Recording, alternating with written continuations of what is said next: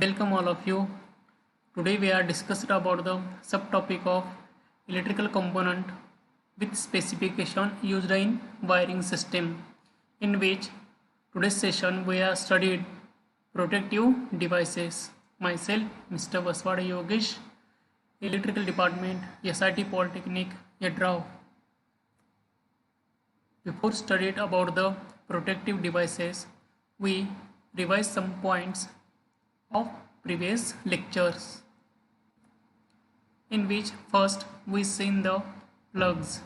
Plugs are used to tap the power from socket outlets for electrical appliances, in which there are mainly two types, 2-pin plug and 3-pin plugs. Mainly 2-pin plugs used for up to the 5 ampere and 3-pin plugs are used for 5 ampere and 15 ampere rating. In 2-pin plug, both pins are same size.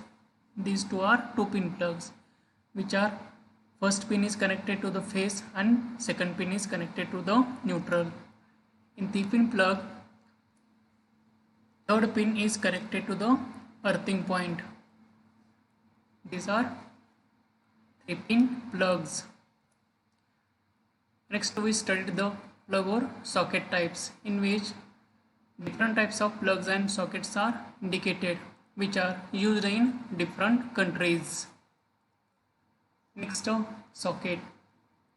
The socket or socket outlets are provided to supply the electrical appliances or load.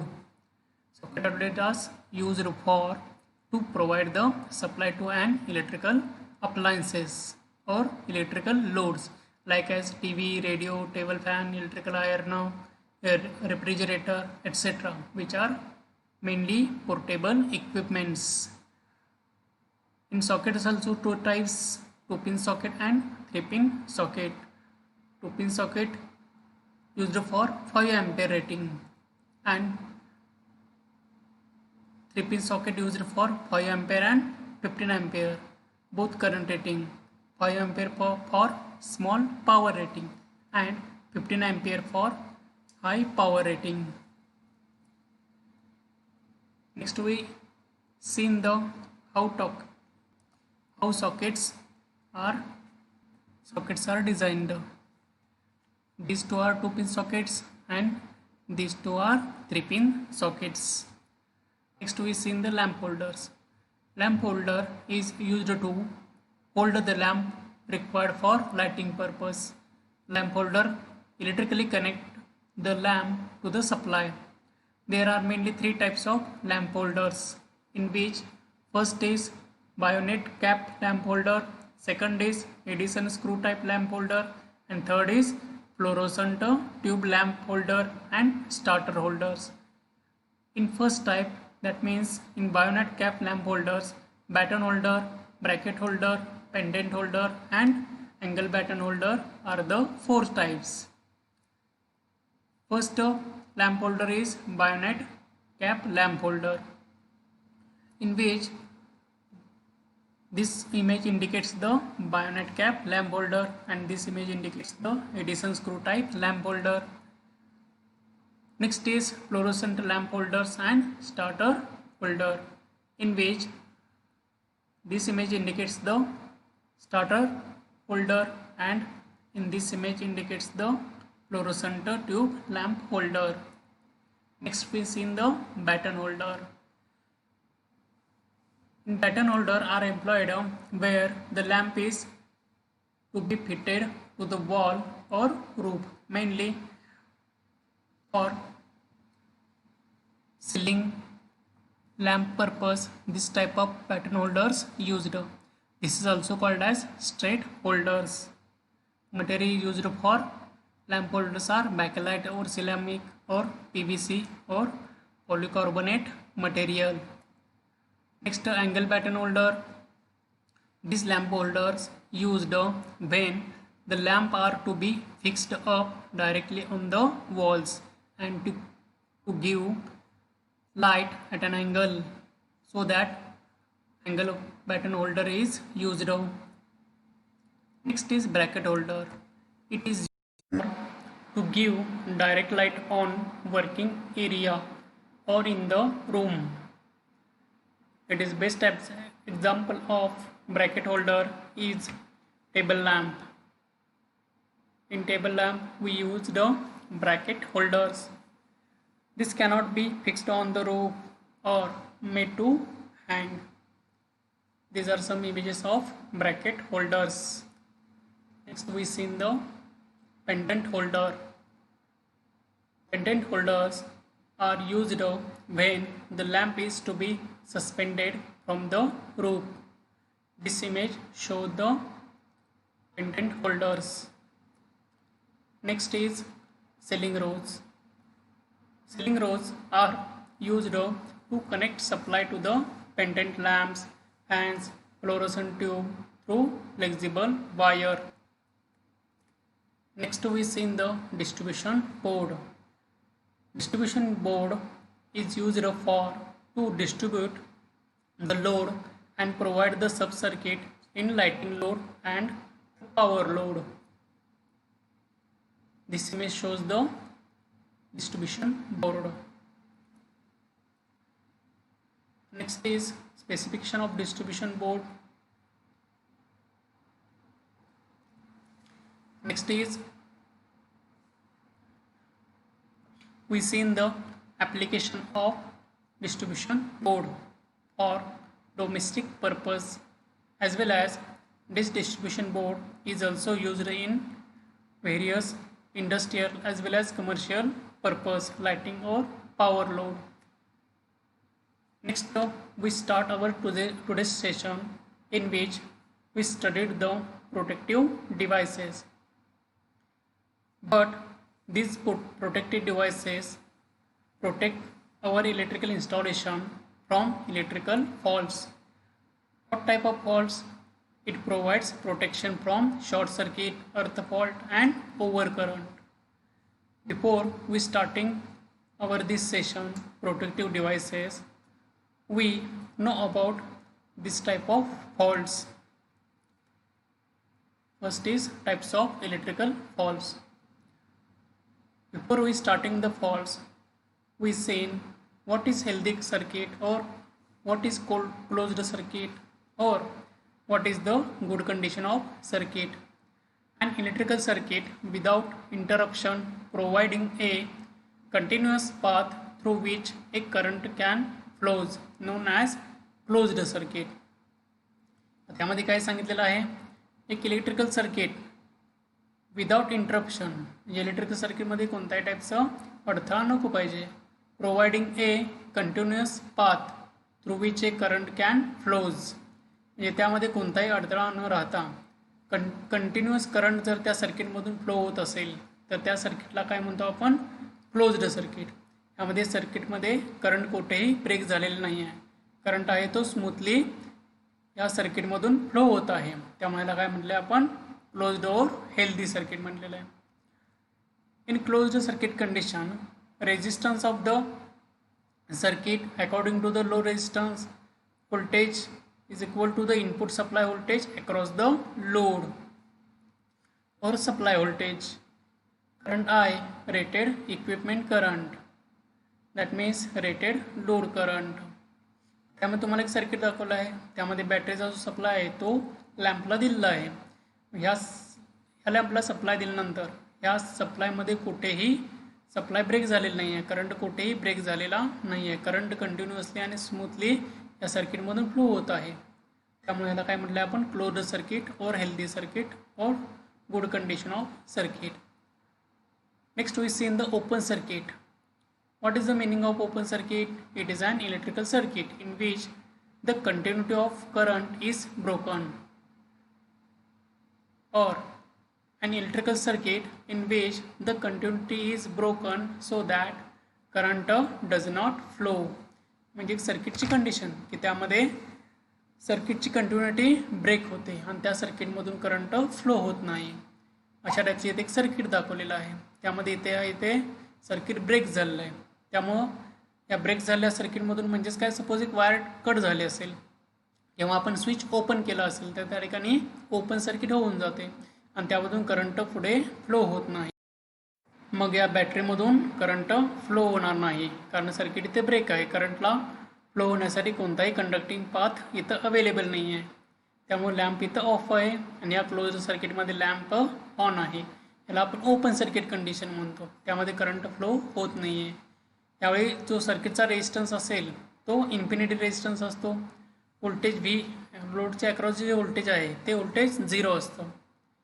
आणखी जे काही open circuit points आहेत त्याचे across voltage is equal to the supply voltage असतं. जे battery voltage असणार आहे तेच ओपन सर्किटच्या अक्रॉसचं व्होल्टेज असणार आहे. आणि करंट आहे तो करंट 0 असणार आहे ओपन सर्किटमध्ये.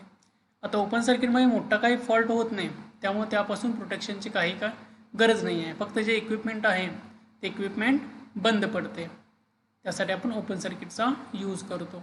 त्यामुळे असा काही तो डेंजर फॉल्ट नाही आहे आणि त्यापासून प्रोटेक्शनची काही गरज नाही आहे.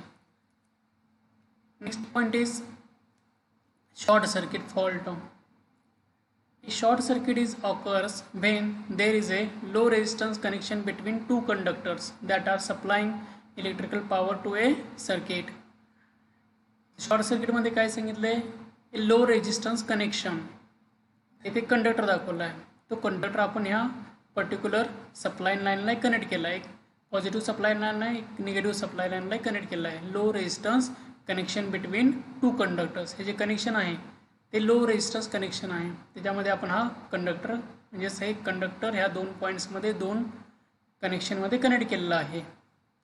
That are supplying electrical power to a circuit. आता इलेक्ट्रिकल पॉवर ह्या कंडक्टर थ्रू ह्या लोडला जात आहे.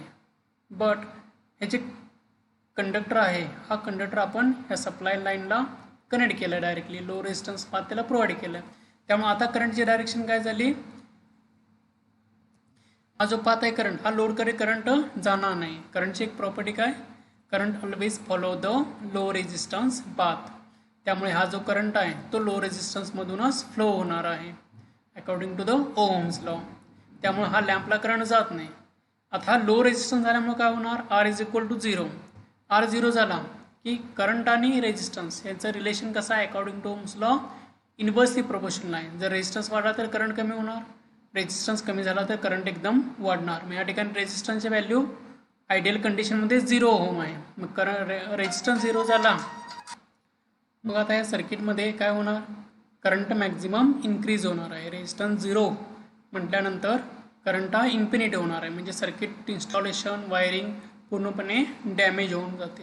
यामध्ये लोडवरती काही इफेक्ट जास्त होत नाही, पण जे वायरिंग इन्स्टॉलेशन आहे ते पूर्णपणे डॅमेज होऊन जाते. आणि शॉर्ट सर्किटच्या वेळेचा रेजिस्टन्स व्होल्टेज असतं ते सुद्धा 0 झालेलं असतं. आणखी जो करंट आहे तो करंट इन्फिनिटी झालेला असतो, म्हणजेच मॅक्झिमम झालेला असतो. Next is types of electrical फॉल्ट्समध्ये third is overload. If the load on the electrical appliances increases beyond the limit, then appliances draw more current than its rated current.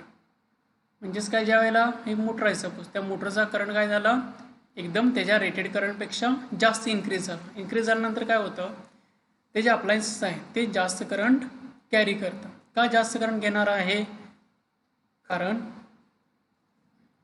He motor overload झाली आहे. त्या particular rated लोडपेक्षा load जास्त झालेला आहे. Load जास्त झाल्यानंतर काय होणार, तो लोड कॅरी करण्यासाठी ते सप्लाय सिस्टीमकडून एक्स्ट्रा करंट घेणार. लोड कॅरी करण्यासाठी एक्स्ट्रा करंट सप्लाय सिस्टीमकडून घेणार. त्यामुळे तो जो इन्क्रीज झालेला करंट आहे त्याला काय म्हटलं आपण, that excessive current is called as overload current and that particular condition of appliances is called as overload condition. म्हणजे जी काही या अप्लायन्सेसची कंडिशन झालेली आहे लोड एक्स्ट्रा झाल्यामुळे त्याला काय म्हटलं आपण, overload condition of the equipment. आणि जो एक्स्ट्राचा जो करंट झालेला आहे रेटेड करंटपेक्षा जास्त करंट, त्या करंटला म्हटलेला आहे आपण ओव्हरलोड करंट. हा एक फॉल्ट झाला. Next is the earth fault.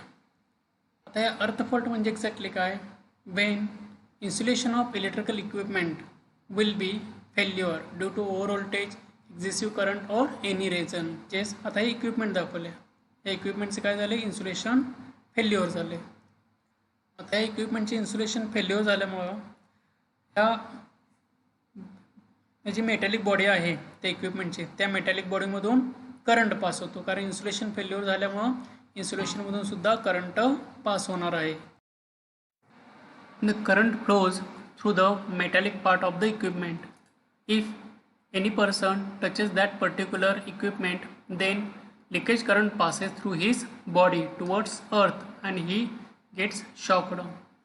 म्हणजेच आता ह्या इक्विपमेंटच्या बॉडीमध्ये जो करंट पास झालेला आहे तो करंट काय होणार, ह्या पर्सनच्या शरीरामधून डायरेक्टली अर्थला जाणार आणि अर्थ थ्रू आपलं जे सर्किट आहे ते कंप्लीट करणार आणि त्या माणसाला पर्टिक्युलर शॉक बसू शकतो.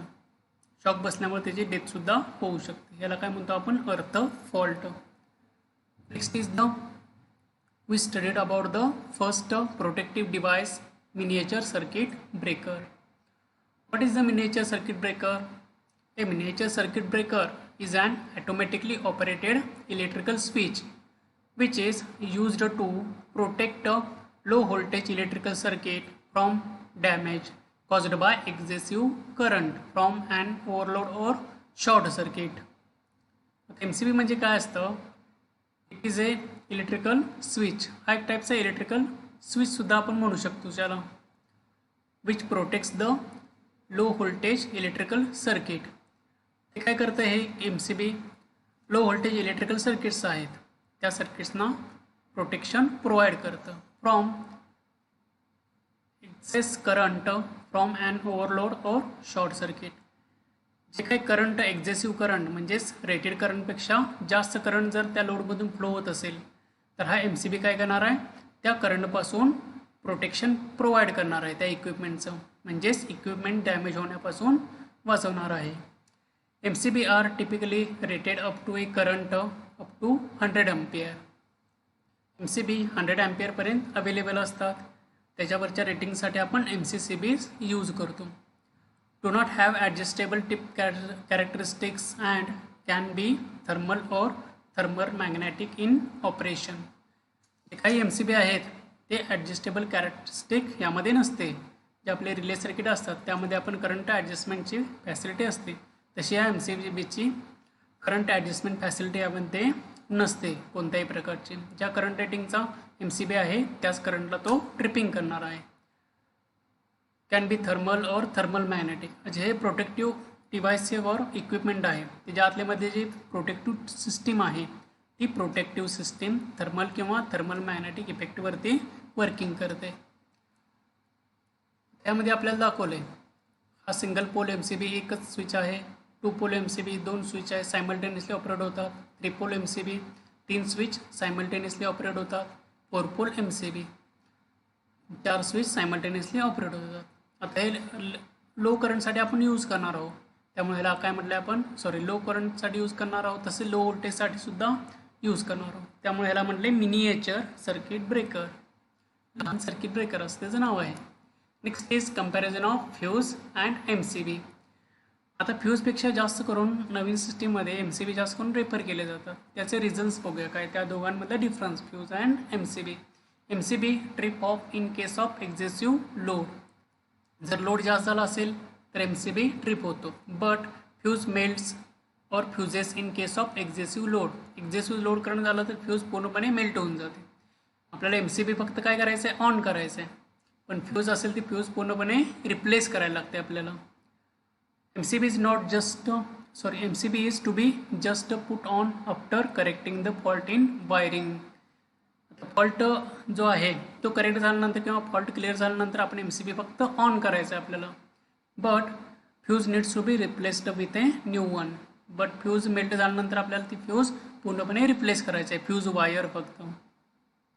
Since we do not change the MCB there is no risk of putting on the MCB or switch even if the fault is not correctly repaired. तुझं MCB आहे, फॉल्ट झाल्यानंतर काय करतो आपण, MCB ऑन करतो पुन्हा. ओके, फॉल्ट झाला, fault आपण क्लिअर केला, रिपेअर केला फॉल्ट, त्यानंतर MCB ऑन केला, तेवढंच फक्त MCBचं काम आहे. MCB आपल्याला रिप्लेस करावा लागत नाही. तसं फ्यूजचं नाही. फ्यूज जर मेल्ट झाला तर त्या जागी आपल्याला नवीन फ्यूज बसवायला पाहिजे. There is a risk of putting on the switch in case due to ignorance higher capacity fuse wire is positioned. म्हणजेच काय, सपोज जी फ्यूजचं रेटिंग आहे त्यापेक्षा जास्त रेटिंगची जर फ्यूज आपण यूज केली तर काय होणार आहे, त्या ठिकाणी जरी ओव्हरलोड झालं तरी सुद्धा फ्यूज मेल्ट होणार नाही. जर आपण लो रेटिंगची फ्यूज स्टीलची फ्यूज यूज केली तर त्या ठिकाणी ती लगेच ट्रिप होऊन जाईल किंवा मेल्ट होऊन जाईल ती फ्यूज. त्यामुळे आपल्याला सारखी रिप्लेस करावी लागेल फ्यूज. हा याचा मेन MCBचा ॲडव्हान्टेज आहे. Next compacts and small equipment. It porcelain base and top. एक कॉम्पॅक्ट आणि स्मॉल आहे. ॲपेरन्स गुड आहे याचा. फ्यूज इज पोर्सलिन बेसचा आणि टॉप असतो फ्यूज. वर्क ऑन बायमेटॅलिक एक्सपान्शन और induce the magnetism. Working principle आहे ते बायमेटॅलिक एक्सपान्शनवरती आणि मॅग्नेटिझमवरती डिपेंड आहे. याचं वर्किंग प्रिन्सिपल फ्युजिंग और मेल्टिंग कॅरेक्टरिस्टिकवरती डिपेंड आहे. Relatively costlier than fuse, relatively cheaper than MCB. याची कॉस्ट एकदम फ्यूजपेक्षा जास्त असते कम्पॅरिझनमध्ये आणि याची जी कॉस्ट असते ती एकदम कमी असते. Next is the working principle of miniature circuit breaker. There is a two arrangement of operation of a miniature circuit breaker. जे MCBचं ऑपरेशन आहे, वर्किंग प्रिन्सिपल आहे, ते दोन इफेक्टवरती डिपेंड असतं. First effect is thermal effect during overload current and second is electromagnetic effect during short circuit condition. जो thermal effect आहे ज्याचा आपण यूज करणार आहोत MCBमध्ये प्रोटेक्शनसाठी. कोणत्या प्रोटेक्शनसाठी? ओव्हर करंटच्या प्रोटेक्शनसाठी. जो इलेक्ट्रोमॅग्नेटिक इफेक्ट आहे त्या इलेक्ट्रोमॅग्नेटिक इफेक्टचा आपण ड्युरिंग शॉर्ट सर्किट कंडिशनमध्ये यूज करणार आहोत. त्यामुळे तुम्हाला MCBचं कन्स्ट्रक्शन दिसेल ते आपण लॅबमध्ये व्यवस्थित चेक करूया. Next is thermal effect on overcurrent. The thermal operation of the miniature circuit breaker is achieved with a bimetallic strip when air continuous overcurrent flows through MCB. त्या ठिकाणी तुम्हाला एक बायमेटॅलिक हा शब्द आला आहे, बायमेटॅलिक स्ट्रीप. बायमेटॅलिक स्ट्रीप म्हणजेच काय असतं? ज्या तुम्हाला दोन वेगळे कलर्स दिसतील या ठिकाणी. वरचा कलर वेगळा आहे, खालचा कलर आहे. वरचे जी मेटॅलिक स्ट्रीप आहे, higher metal strip and lower metal strip. त्यामध्ये जी वरची स्ट्रीप आहे ती काय असते? एक वेगळं मेटल असतं आणि खालच्या स्ट्रीपचं एक मेटल वेगळं असतं. दोन्ही मेटल वेगवेगळं असल्यामुळे त्याला आपण बायमेटॅलिक म्हटलेलं आहे. बायमेटॅलिकमध्ये काय होतं? एक मेटल असतं ते लगेच एक्सपांड होत असतं आणि जे दुसरं मेटल आहे ते लेस एक्सपांड होत असतं. आपल्याला माहिती आहे मेटलची प्रॉपर्टी काय असते? जेव्हा ते गरम होते तेव्हा मेटल एक्सपांड होत असते. तसंच ह्यामध्ये एक पट्टी असते ते लवकर एक्सपांड होते आणि दुसरी पट्टी एक्सपांड होत नाही. त्यामुळं काय होतं? हे जे मटेरियल आहे किंवा ते बायोमेट्रिक स्ट्रीप आहे ती एक्सपांड न होता काय होते? त्याला एक कर्व येतो, त्याला एक अँगल होतं आणि ती पट्टी अशी वाकते. पट्टी वाकल्यामुळे हे जे कॉन्टॅक्ट्स आहेत ते कॉन्टॅक्ट्सचं ओपन होतं. मग ह्या प्रिन्सिपलचा यूज ओव्हर करंट प्रोटेक्शनसाठी केलेला आहे. The bimetallic strip is heated and deflects by bending. This deflection of bimetallic strip release a mechanical latch. त्यामुळं काय होतं? एक पट्टी काय होते? स्थिर राहते आणि एक पट्टी एक्सपांड होते. त्यामुळं काय होतं? ह्या पर्टिक्युलर स्ट्रीपला एक बेंड होतो. बेंड झाल्यामुळे हे कॉन्टॅक्ट काय झाले? ओपन झाले. हा एक बायोमेटॅलिकचं वर्किंग प्रिन्सिपल आहे. मग आता ह्यामध्ये काय केले? जी बायोमेटॅलिक स्ट्रीप एक्सपांड होणार किंवा बेंड होणार आहे त्या बेंडिंगमुळे काय होणार आहे? ती त्या मेकॅनिकल लॅचला सिग्नल देणार ही बायोमेटॅलिक स्ट्रीप. आणि ते सिग्नल दिल्यानंतर as this mechanical latch is attached to the operating mechanism it causes to open the miniature circuit breaker. हे जे बायोमेटॅलिक स्ट्रीप मेकॅनिकल लॅचला सिग्नल देते आणि मेकॅनिकल लॅच तो स्विच असेल तो ट्रिप करून टाकतो ओव्हर करंट फॉल्टसाठी. की असा थर्मल इफेक्ट यूज केला आहे या MCBमध्ये ओव्हर करंट प्रोटेक्शनसाठी. Next is the electromagnetic effect during short circuit condition. आता शॉर्ट सर्किट काय म्हणजे काय असतं आपण बघितलं आहे. आता शॉर्ट सर्किटमध्ये आता ही कॉईल आहे त्याला आपण रिले कॉईल म्हणतो. रिले कॉईलमध्ये काय असतं?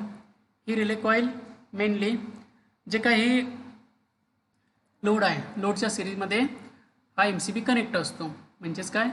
ही जी कॉईल येणार आहे ती लोडच्या सिरीजमध्ये येणार आहे.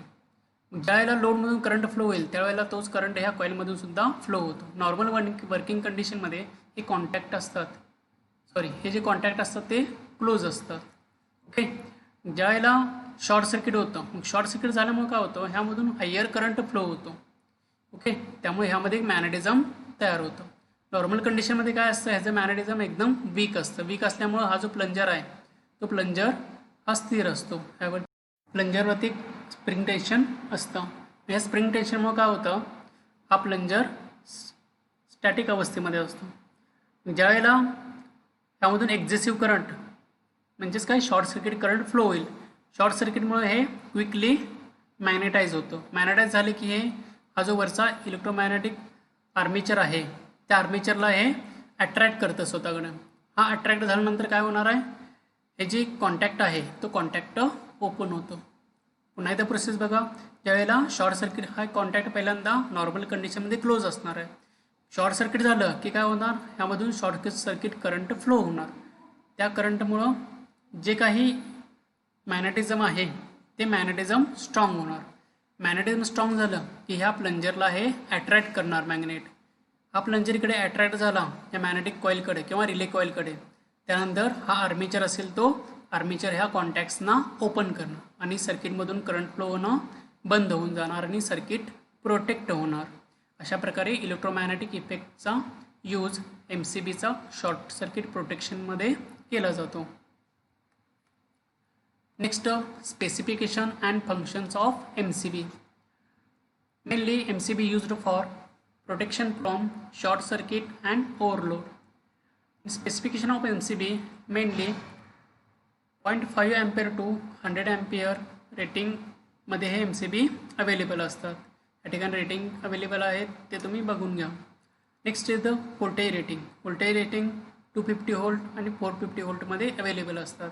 For single phase 250 volt and for 3 phase 450 volt.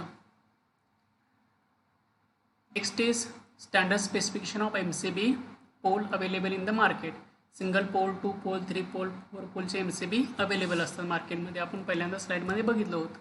Advantage of MCB over fuse, no need to replacement of fuse wire. MCBमध्ये आपल्याला कोणताही रिप्लेसमेंट करायला लागत नाही. फ्यूज वायरसारखी लगेच रिस्टोअर होतो. रिस्टोअर म्हणजेच काय, जसे आपल्याला फ्यूज वायर रिप्लेस करायला वेळ लागतो तसं हे MCBमध्ये आपल्याला काय रिस्टोअर करण्याची किंवा कोणती फ्यूज वायर बसवण्याची गरज नसते. त्यामुळे आपण डायरेक्टली MCB नुसतं ऑन केला तरीसुद्धा त्याची पोझिशन रिस्टोअर होऊ शकते. Fault understanding by the visual inspection. आता फ्यूज असतो तो पूर्णपणे क्लोज टाईपमध्ये असतो, त्यामुळे आपल्याला फ्यूज मेल्ट झाला आहे किंवा नाही हे दिसू शकत नाही. But in case of MCB तो MCB ट्रिप झाला आहे का ऑन कंडिशनमध्ये आपल्याला दिसू शकते.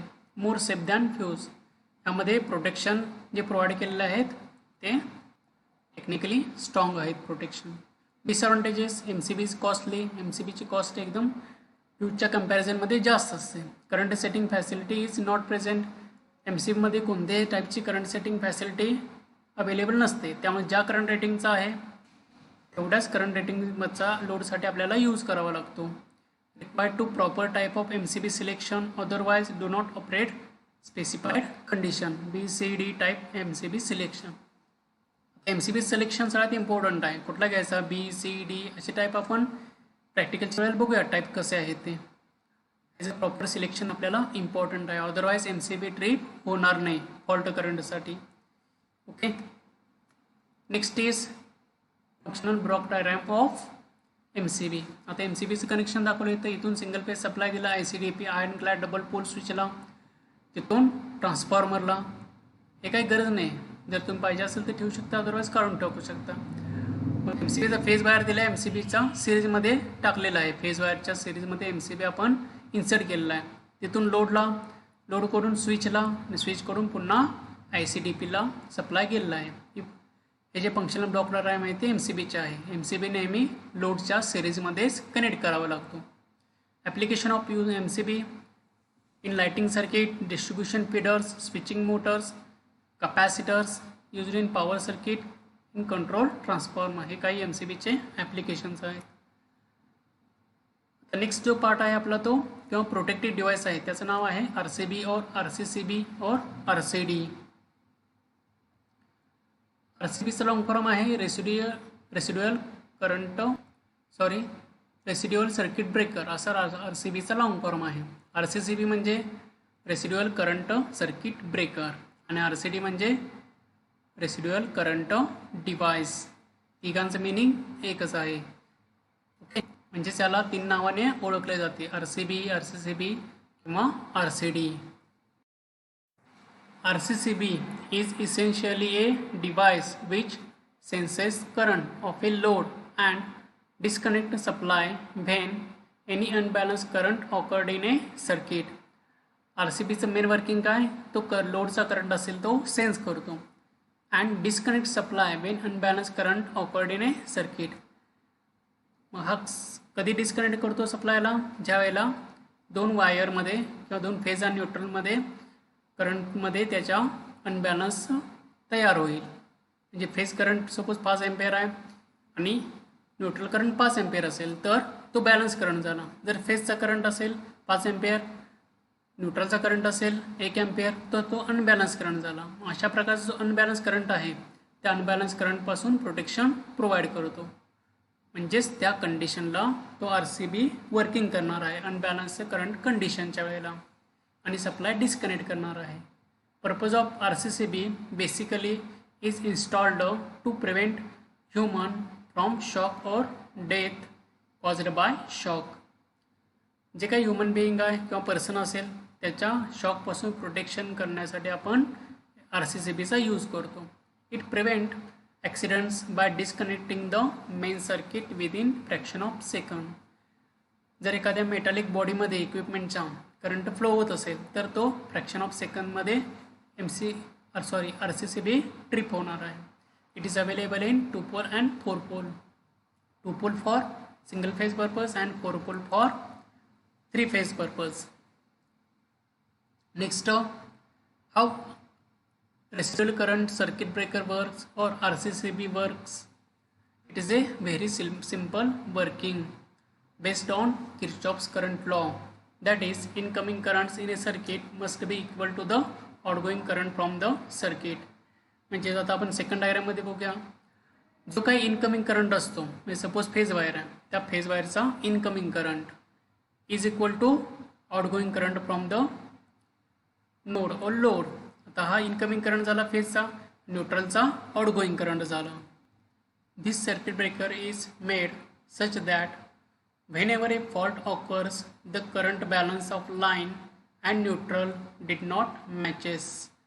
आता सर्किट ब्रेकर आहे, सर्किट ब्रेकर कधी वर्किंग करणार, ज्यावेळी फॉल्ट ऑकर होणार. फॉल्ट ऑकर होणार म्हणजेच काय होणार आहे, जो काय फेज करंट आहे आणि न्यूट्रल लाईनचा करंट आहे तो ज्यावेळेला मॅच होणार नाही, म्हणजे फेज आणि न्यूट्रलचा करंट वेगवेगळा असेल त्यावेळेला हा RCCB वर्किंग करणार आहे. It is circuit made such that and every instant it compares the value of incoming and outgoing current. हा जो डिव्हाइस असणार आहे RCCB तो प्रत्येक वेळी फेजचा करंट आणि न्यूट्रलचा करंट याचं कम्पॅरिझन करत असणार.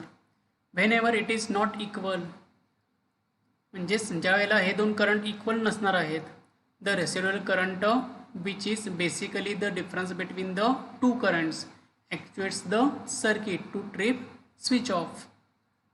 म्हणजे ज्या वेळेला हे दोन्ही करंट इक्वल नसतील, फेज करंट आणि न्यूट्रल करंट, त्याला RCCB काय करणार, ते सर्किट ट्रिप करून टाकणार, स्विच ऑफ करून टाकणार आहे. म्हणजेच कळालं RCCBचं वर्किंग प्रिन्सिपल काय आहे. ज्या वेळेला फेज करंट आणि न्यूट्रल करंट ह्या दोन्ही करंटमध्ये डिफरन्स प्रोड्यूस होईल, अनबॅलन्स प्रोड्यूस होईल दोन्ही करंटमध्ये, त्यावेळेला हा सर्किट ट्रिप करून टाकणार आहे. ह्या वर्किंग प्रिन्सिपलवरती RCCB वर्क करतो. Next is mainly working principle of RCCB. आता ह्या कन्स्ट्रक्शन डायग्राममध्ये आपण त्याचं वर्किंग बघूया. ओके, आता वर्किंग प्रिन्सिपल बघितलं आपण. यामध्ये लाईन आहे आणि इकडं न्यूट्रल आहे. लाईन म्हणजे इनकमिंग करंट झाला लोडचा आणि न्यूट्रल म्हणजेच ह्या लोडचा आउटगोईंग करंट झाला. जो काही करंट आहे आपली डायरेक्शन काय असतं करंटची, सर्किट कसा कंप्लीट करणार, सप्लाय लाईनच्या लाईनपासून, म्हणजेच काय ही लाईन वायर आहे, लाईन वायरमधून न्यूट्रल वायरला करंट आपलं सर्किट कंप्लीट करणार आहे. ओके, त्याचं वर्किंग प्रिन्सिपलमध्ये Kirchhoff's current law, incoming current is equal to the outgoing current, ह्या वर्किंग प्रिन्सिपलवरती हा RCCB वर्क करतो. ह्यामध्ये आता जे काही कन्स्ट्रक्शन आहे त्या कन्स्ट्रक्शनमध्ये काय दाखवले, हे काही टोरायडल कॉईल आहे. ह्या टोरायडल कॉईल किंवा ट्रान्सफॉर्मर यावरती 3 वाइंडिंग्स असतात, primary winding, secondary winding and sensing coil, अशी टोटल 3 वाइंडिंग्स आहेत. ती 3 वाइंडिंग च्या फेज डिफरन्स किंवा करंट डिफरन्समुळं काय होतं, हा RCCB वर्किंग करणार आहे. आता याचं ऑपरेशन बघूया. आता कन्स्ट्रक्शन झालं. ही टोरायडल ट्रान्सफॉर्मर, ह्याच्यावरती 3 कॉइल्स आहेत. First is primary coil which is connected to the line. Second is secondary coil which is connected to the neutral wire. And third is sensing coil which is connected to the relay circuit.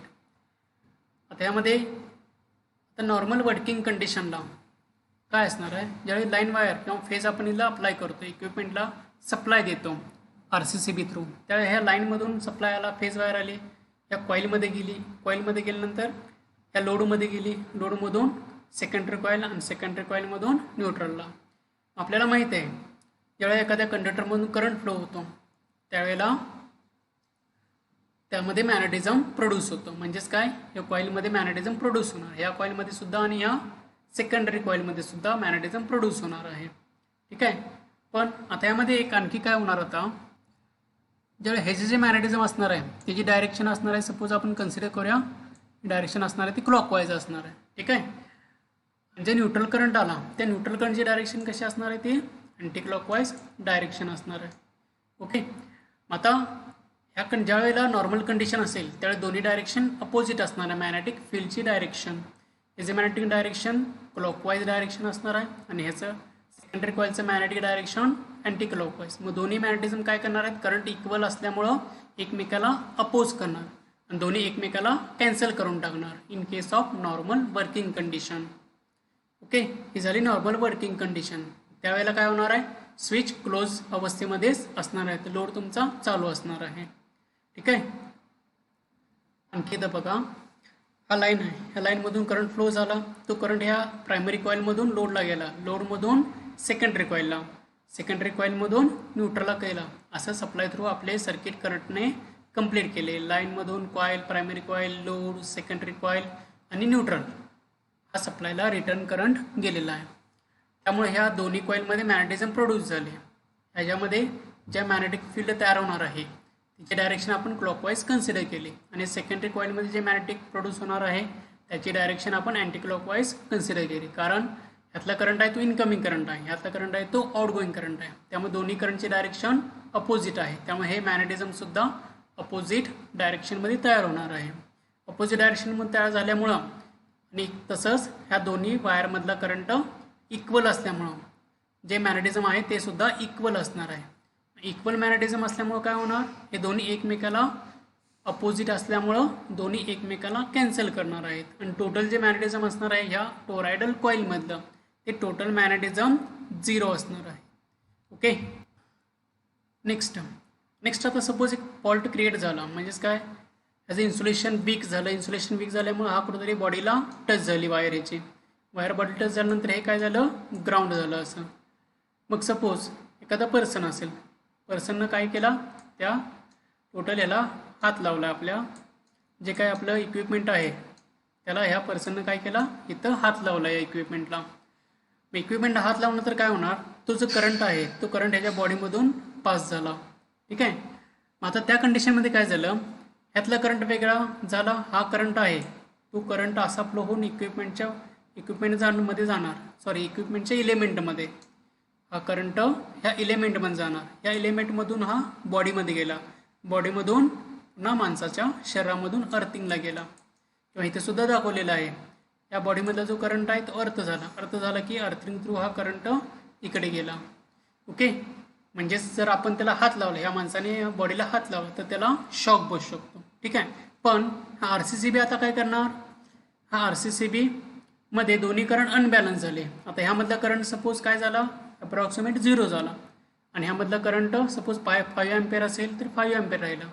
त्यामुळं ह्याचे जे magnetism आहे ते magnetism आत्ता 0 झालेलं आहे आणि ह्याचं मॅग्नेटिझम 5 अँपियरच्या करंटच्या मानानं जे काय असेल ते असणार आहे. ठीक आहे. त्यामुळं आता काय होणार, आता ट्रान्सफॉर्म ॲक्शन होते, म्हणजे हे जे मॅग्नेटिझम आहे ह्याला अपोज करणारं मॅग्नेटिझम कोणतंही नाही आहे, हे जी व्हॅल्यू आहे ती 0 व्हॅल्यू आहे आणि जे 5 अँपियर जो काही करंट असेल आपला त्यानुसार यामधून मॅग्नेटिझम प्रोड्यूस होणार आहे. ते जे मॅग्नेटिझम असणार आहे ते मॅग्नेटिझम ह्या थर्ड कॉईल थ्रू कट होणार आहे अकॉर्डिंग टू फॅराडेज लॉ किंवा म्युच्युअल इंड्युस्ड EMFचं वर्किंग प्रिन्सिपल. ह्या कॉईलचं जे काय मॅग्नेटिझम असेल ते हे या रिले कॉईल थ्रू किंवा सेन्सिंग कॉईल थ्रू कट होणार आहे. मग आता अकॉर्डिंग टू फॅराडेज लॉ ज्यावेळी मॅग्नेटिक फ्लक्स कट होतात या सेन्सिंग कॉईलकडून, त्या सेन्सिंग कॉईलमध्ये EMF प्रोड्यूस होणार. EMF प्रोड्यूस झाल्यामुळं आणि हे सर्किट रिलेला कनेक्ट आहे. तो जो EMF प्रोड्यूस होणार आहे तो आपण सप्लाय असेल तो रिले कॉईलला दिला. रिले कॉईल म्हणजेच एक मॅग्नेटिक कॉईल आहे. मॅग्नेटिक कॉईल नॉर्मल कंडिशनमध्ये स्विच काय आहेत, ऑन कंडिशनमध्ये आहेत. मग ज्यावेळेला रिले कॉईलला सप्लाय जाईल फॉल्ट क्रिएट झाल्यानंतर, फॉल्ट झाल्यानंतर काय झालं, हे मॅग्नेटिझम तयार केलं, ते मॅग्नेटिझम ह्या कॉईलनं कट केलं आणि ह्या कॉईलमध्ये EMF प्रोड्यूस झाला. तो EMFचा सप्लाय आपण या रिले कॉईल किंवा मॅग्नेटिक कॉईलला दिला. मग ह्या जो प्लंजर दिसतोय तुम्हाला, तो प्लंजर काय करणार, ही रिले कॉईल अट्रॅक्ट करणार. अट्रॅक्ट झालं की खाली हे जे स्विच आहेत ते स्विच खालच्या साईडला ओपन होणार आणि सर्किट ब्रेकर असेल तो ट्रिप होऊन जाणार आहे. कळालं काय काय झालं. अनबॅलन्स करंटमुळे ह्यातला करंट झाला 5 एम्पियर आणि ह्यामधला करंट आहे तो 0 एम्पियर करंट झाला. ओके, 0 एम्पियर करंट झाल्यामुळं काय झालं, ह्याला अपोजिशन करणारा पॅरामीटर राहिला नाही. म्हणजे प्रायमरी कॉईलच्या फ्लक्सना अपोज करणारे फ्लक्स प्रोड्यूस झालेले नाही आहे. त्यामुळे हे फ्लक्स असतात ते या कॉईलमधून, टोरॉइडल कॉईलमधून फ्लो होणार. ते फ्लो झाल्यानंतर ह्याच्या फ्लक्स ह्याकडून कट झाल्या, ह्यामध्ये EMF प्रोड्यूस झाला आणि EMF प्रोड्यूस झाला, EMF आपण रिले कॉईलला दिला म्हणजेच मॅग्नेटिक कॉईलला. मग मॅग्नेटिक कॉईल हे जे स्विच आहेत त्या स्विचला, आता हे स्विच आहेत ते नॉर्मल कंडिशनमध्ये क्लोज कंडिशनमध्ये असणार आहेत. मग ह्या जो प्लंजर आहे तो प्लंजर काय होतं, ज्यावेळेला फॉल्ट क्रिएट होईल ह्या रिले कॉईलला सप्लाय जाईल, त्या सप्लायमुळे हा प्लंजर खाली ओढला जाणार. खाली ओढला गेल्यामुळे हे जे स्विच आहेत ते आता क्लोज होते इथं. ओके, स्टार्टिंगला काय होते, स्विच नॉर्मल कंडिशनमध्ये क्लोज होते, ठीक आहे. पण फॉल्ट प्रोड्यूस झाल्यानंतर काय झाले, स्विच असे या टाईपमध्ये ओपन सर्किट होणार आहे. स्विच हा प्लंजर काय करणार, त्या स्विचला खाली ओढून घेणार आहे. पहिल्यांदा हे क्लोज कंडिशनमध्ये होते, त्यानंतर रिले कॉईल ॲक्टिव्ह झाल्यानंतर हे स्विच ओपन सर्किट होणार आहे आणि हे सप्लाय असेल तो पूर्णपणे बंद होणार. आणि इथे जो काही पर्सन उभा आहे या ठिकाणी त्या पर्सनचं शॉकपासून प्रोटेक्शन होणार आहे. ओके, अशा प्रकारे या RCCBचं वर्किंग होतं. मे बी तुम्हाला कळालं असेल RCCB. Next working principle. आत्ताच आपण RCCBचं सगळं वर्किंग प्रिन्सिपल बघितलं आहे. करंट कसा प्रोड्यूस होतं हे तुम्ही नंतर वाचून घ्या. Okay, next is advantage of RCCB. It is used to protect against earth fault as well as electrical shock.